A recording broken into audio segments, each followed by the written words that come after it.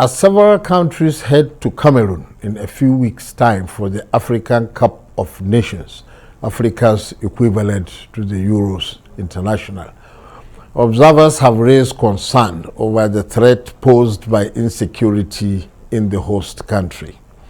Since 2017, the north and southwest regions of Cameroon have been embroiled in cycles of violence between government forces and armed separatist groups seeking independence from the country.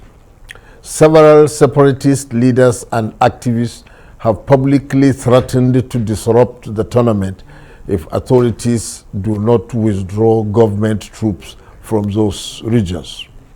There is also the issue of the COVID-19 pandemic, with the Omicron variant driving an increase in cases around the world.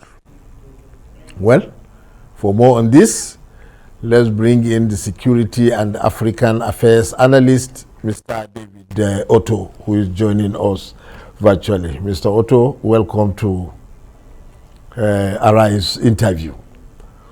Thank you very much for having me. Thank you. Now, the African Cup of Nations 2021 is already air late. It's taking place in January 2022. That's already air behind schedule. Are we looking at a possible postponement again? Yes, you're very correct that we are less than a month. Actually, the tournament is supposed to kick off on the 9th of January of 2022. And there has been concerns and speculation, as you rightly mentioned, due to three main issues. One is health and safety, the other is security, and the other issue has been the readiness in terms of infrastructure by the host country, Cameroon. Fortunately for the host country, the head of the African Federation of Football, CAF, he visited the nation Cameroon, and he declared that after his inspection and that of his delegation, that the African Cup of Nations will go ahead on the 9th of January. So we will see a kickoff on the 9th of January. But of course, he made mention of the fact that there are still things that needs to be put in place. In terms of again, as you mentioned, the infrastructure, in terms of health and safety, which is related to the coronavirus pandemic.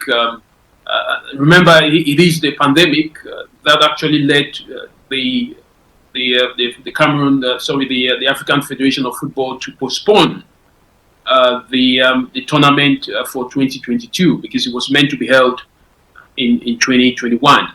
But one of the biggest issues, which is the security, that has not yet been dealt with, is the threats that have been posed by the Ambazonia separatist forces that are operating in 2 out of the 10 regions. And one of these regions, which is the southwest region, this tournament is going to take place there.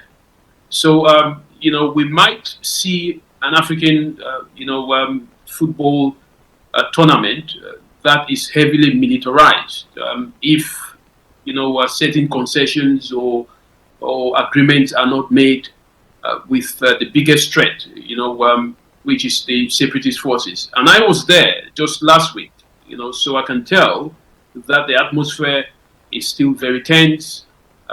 We have seen signs and indications of the separatists, placing improvised explosive devices on transport networks, in local markets, which is a big concern. And I see this as something that will be very crucial for the government to deal with.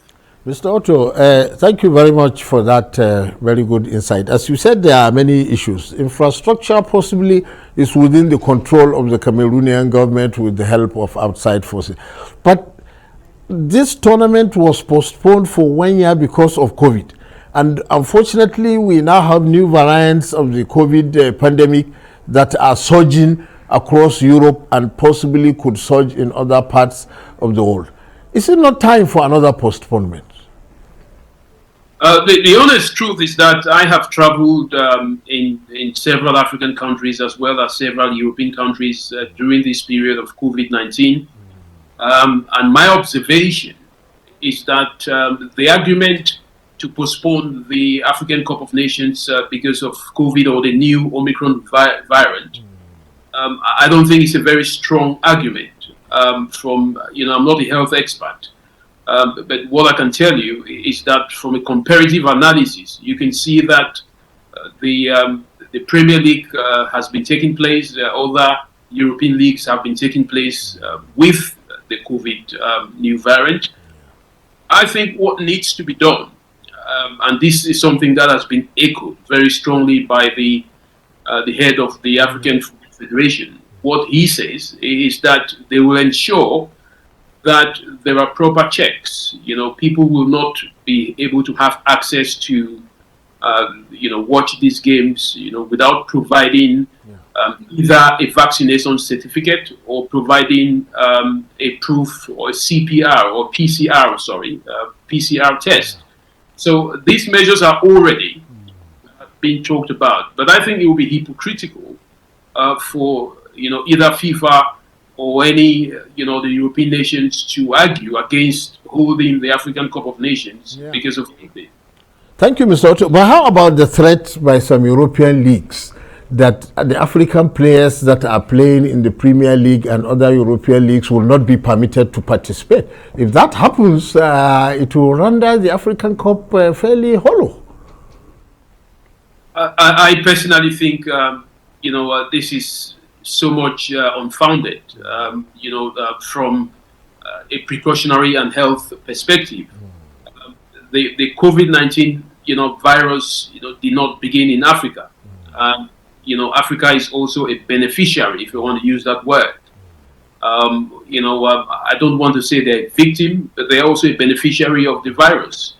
It is therefore, not sincere for European countries or European leagues to insist that they will not release their players, who are Africans, to go and represent their countries during this tournament. That's a very important point you have made. Unfortunately, we have run out of time. I thank you very much for your very rich perspective in this matter, and we hope to meet in Cameroon. Thank you very much. Well, that's it for this edition of the Arise interview. Do join us again tomorrow. From me and the entire team here in Abuja, goodbye and thank you very much for watching.